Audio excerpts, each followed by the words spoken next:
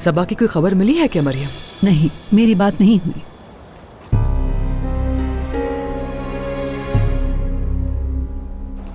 मरियम, उसे कॉल करो और कहो कि वापस अपनी जॉब पर आए, ठीक है?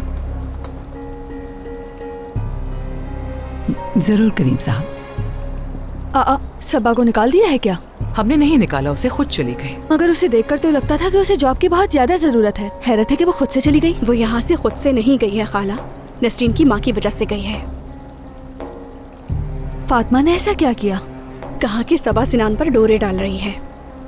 लेकिन ऐसा कैसे हो सकता है? सिनान किसी काम करने वाली से दोस्ती क्यों करेगा?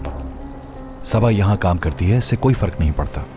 अगर सिनान को किसी से मोहब्बत होगी तो फिर वो मेड हो या डॉक्टर, मुझे इससे कोई फर्क नहीं पड़ता। और जहां तक मुझे लगता है, फातिमा साहिबा इस सूरत हाल को मुख्तलिफ नजरिए से देख रही हैं, क्योंकि मैं जानता हूं कि सिनान के और सबा के दरमियान ऐसा कुछ भी नहीं हो सकता। मेरा नाश्ता हो गया। घूम फिरकर उसी मौजू पर आ गए। क्या सुल्ताना साहिबा नाश्ते पर नहीं आ रही हैं? उनसे कह दिया था, उन्होंने कहा आ रही हूं मैं।